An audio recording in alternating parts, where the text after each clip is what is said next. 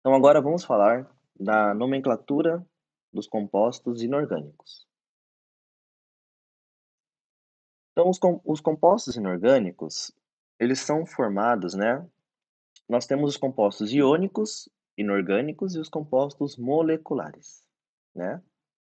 Vamos iniciar pelos compostos iônicos. Os compostos iônicos, eles são formados pelo nome do ânion, seguido pelo nome do cátion, tá? Então, por exemplo, o cloreto de sódio, né? Que é o famoso sal de cozinha. Por que nós chamamos ele de cloreto de sódio? Porque ele é formado pelo cátion sódio, né? E pelo ânion cloreto. O cloro, quando ele recebe esta carguinha negativa, se tornando um ânion, nós chamamos ele de cloreto, tá? Os metais não têm o seu nome modificado, apenas o ânion. Então, ao invés de a gente chamar o cloro, né? O cloro é o Cl. Quando aparece essa carguinha negativa nele, nós chamamos ele de cloreto. Por isso, o nome da substância é cloreto de sódio, tá certo? Então, nós temos vários ânions disponíveis para formar compostos iônicos, né? Aqui estão alguns deles apenas, os principais, né? Então, nós temos os ânions cloreto, fluoreto, né? Além desses ânions, nós temos também alguns ânions que nós chamamos de ânions oxigenados. Aí esses ânions, eles vão depender, né, a nomenclatura, da quantidade de oxigênio. Então, por exemplo, o ânion o cloreto, se for acrescido a ele oxigênio, ele vai sofrer uma variação na sua nomenclatura, passando a ser chamado de clorato, né, no caso do ClO3, ou clorito, no caso do ClO. Não tem esse 3 aqui, ó. A tabela está errada, tá? Agora que eu percebi, inclusive. Nós temos aqui, ó, por exemplo, o bicarbonato, como eu falei para vocês também na aula anterior, né? O bicarbonato, o bisulfato, também chamado de hidrogeno sulfato, tá? Então, temos todos esses ânions. Então, o nome do composto iônico formado por esses ânions vai ser o nome do ânion seguido pelo nome do cátion, tá? Quais são os principais ânions não oxigenados que nós temos, né? Que são os ânions salinos.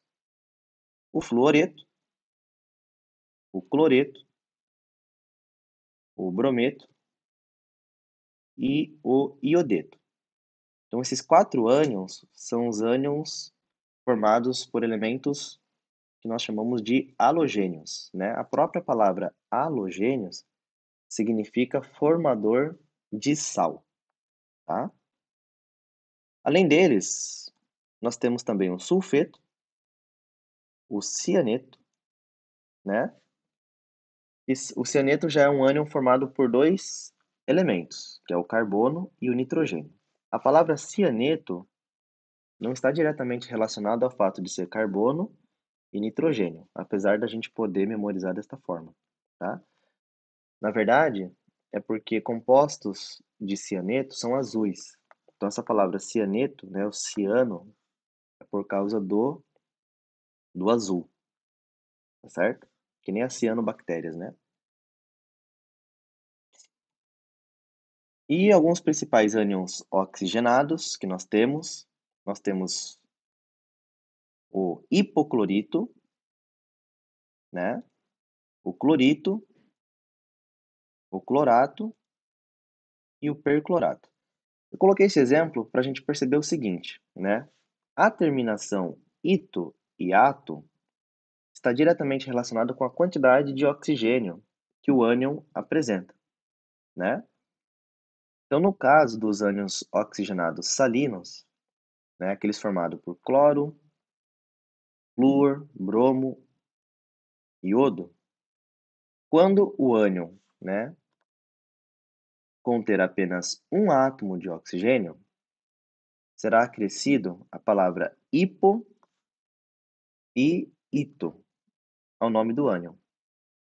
Hipoclorito, que é o ClO, hipobromito, que é o BrO, né? Se for acrescido mais um oxigênio, a palavra hipo sai, fica apenas ito.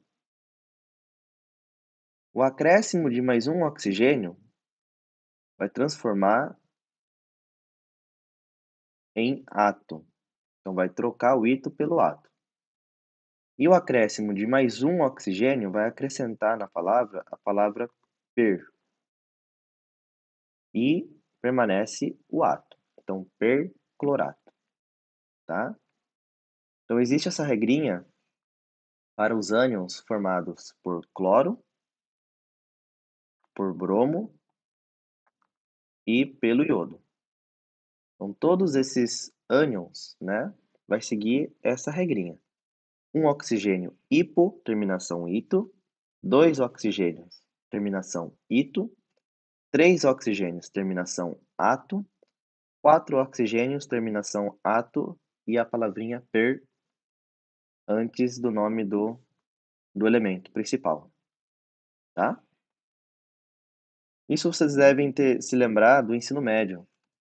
Se recordam que vocês aprenderam isso no ensino médio? Sim, né? É um assunto aí bastante estudado durante o ensino médio, né? É basicamente uma revisão que eu estou passando para vocês. Muito bem.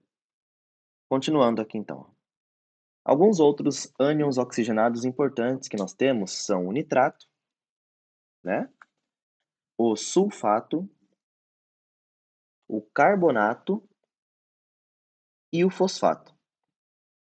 Principalmente para vocês, né, biólogos, esses ânions, eles são bastante importantes, né?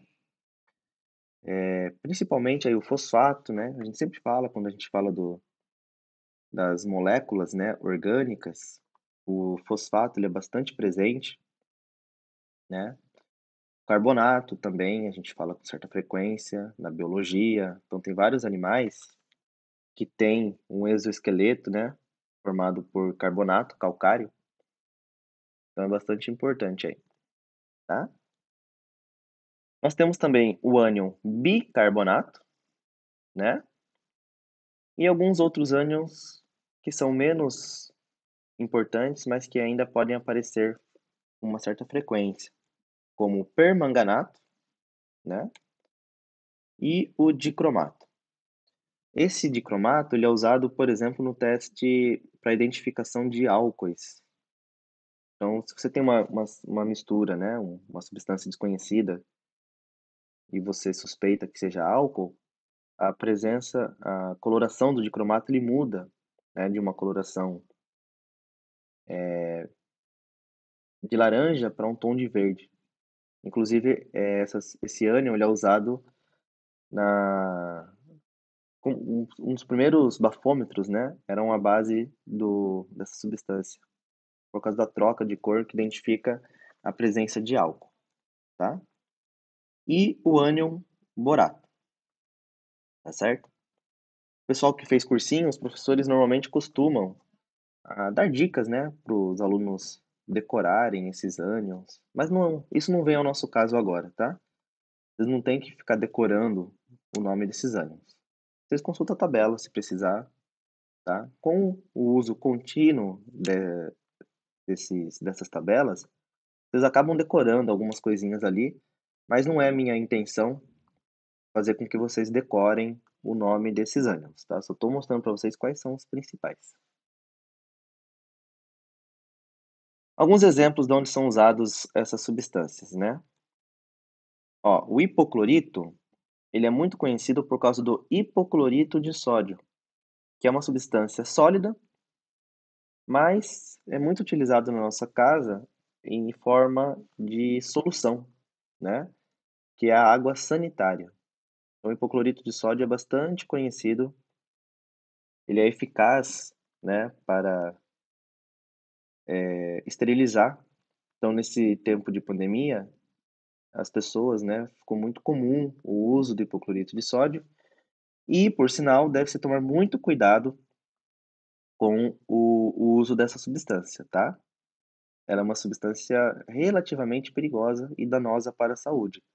Não pode ser usado de qualquer maneira. Principalmente não pode ser misturada com substâncias orgânicas. Então, é muito comum a gente ver pessoas querendo misturar água sanitária com outros produtos de limpeza, né? Como inclusive vinagre. Tem pessoas que, na tentativa de potencializar o hipoclorito de sódio, mistura ele com sabão, com detergente, com vinagre, com substâncias à base de amônia. É extremamente perigoso esse tipo de mistura, tá? Não é recomendado e, na verdade, deveria ser proibido, tá bom? O nitrato, né? Então nós temos aí como exemplo o nitrato de sódio, chamado também de salitre do Chile, né? Que é uma substância bastante utilizada principalmente na fabricação de fertilizantes e explosivo, né?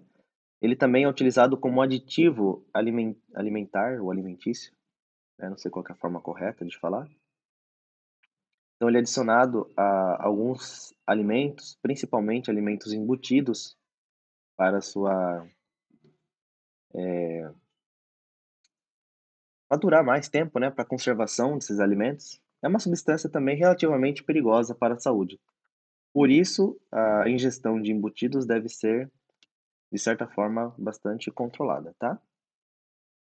Não pode comer embutido todo dia.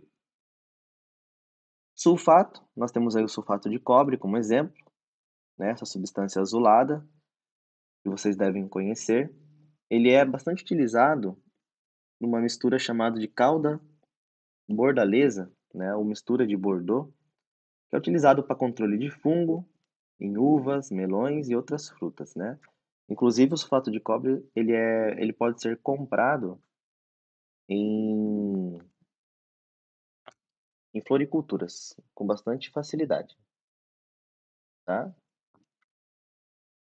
Carbonato de cálcio, que é um dos exemplos aí. Carbonato de cálcio é a composição principal do mármore e também faz parte, né, da constituição de alguns esqueletos e conchas de animais marinhos, como eu falei para vocês agora há pouco, né?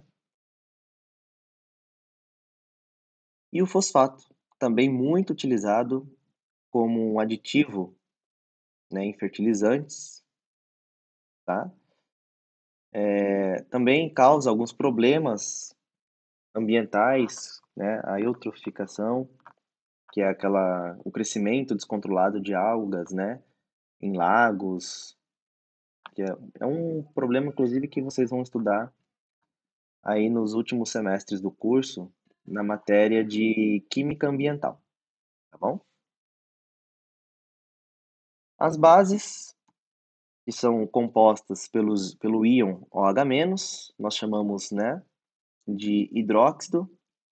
Então, o nome das bases sempre se inicia com a palavra hidróxido. Então, nós temos aí hidróxido de sódio, né, que é uma das principais bases que nós temos, muito utilizado principalmente na fabricação de papel, tecido, detergente, alguns alimentos também, né?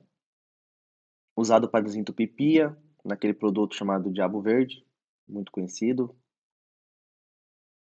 Todas as bases seguem essa regra, tá? Hidróxido de o nome do metal. Então, hidróxido de sódio, hidróxido de magnésio, hidróxido de amônio, hidróxido de alumínio, tá? Eu não coloquei mais exemplos aqui, porque senão a gente vai ficar falando muito de exemplos, aí estende muito a aula, né? E por fim, os ácidos. A nomenclatura dos ácidos é a nomenclatura mais chatinha que nós temos, né? Por quê? Porque o ácido, como eu falei anteriormente para vocês na aula, ele é formado por um ânion, né? Quando a gente vai dar nome para o ácido, o nome desse ânion ele tem que ser modificado, tá certo? Então, todo ácido é formado por um ânion, o nome do ácido vai ser ácido, o nome do ânion modificado. Como que ocorre a modificação deste ânion, né? Então, se o ânion inicialmente terminar em eto, quando ele se transforma em ácido, a gente troca essa terminação eto por hídrico. Se o nome do ânion termina em ato, para o ácido vai terminar em ico.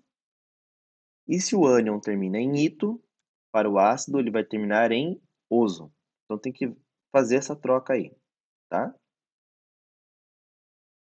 Então, por exemplo, o HCl, ele é formado pelo hidrogênio e pelo cloreto. Só que esse cloreto vai ter seu nome modificado para hídrico. Então fica ácido clorídrico, né? Então sempre que você for escrever o nome de um ácido, você primeiro vai olhar para o ânion desse ácido, nomeá-lo, em seguida trocar a terminação pela nova terminação ácido, né? Então ácido clorídrico. Todos os hidrácidos terminam com hídrico. O que que são hidrácidos, né? São ácidos que possuem apenas o hidrogênio e um elemento, não havendo oxigênio. Os ácidos que contêm oxigênio são chamados de oxiácidos, tá? Então, ácido clorídrico. Outro exemplo, então esse ácido ele é formado pelo íon cianeto, né? Nós trocamos o eto pelo hídrico, então ácido cianídrico, né? Tira a terminação eto, coloca a terminação hídrico, ácido cianídrico.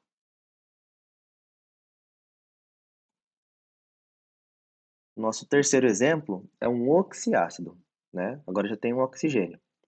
Então o nome desse ânion é nitrato, né? Toda vez que tiver ato no nome de um ânion, você sabe que tem oxigênio nele, tanto ato como ito, tá? Se for eto, não tem o oxigênio. Então, quando termina em ato, nós trocamos o ato pelo ico, então fica ácido nítrico, tá? Ácido nítrico. Todos os ácidos são proparoxítonas. Então não fica ácido nítrico, fica ácido nítrico. No caso do íon sulfato, nós temos aí o acréscimo de uma sílaba no meio da palavra, né? Se nós tirarmos apenas o ato e colocar o ico, ficaria sulfico. Fica um pouco feio. Então, tem o acréscimo da sílaba UR, neste caso. Então fica ácido sulfúrico, tá? Essa, essa exceção vai existir para o ácido sulfúrico e também para o ácido fosfórico, né? O ácido fosfórico ele é formado pelo ânion fosfato. Se nós tirarmos o ato e colocar o ico, fica fosfico. Então, para não ficar fosfico, a gente coloca o OR, no caso aqui. Então, fica ácido fosfórico. Fica mais bonito, soa melhor. Tá bem?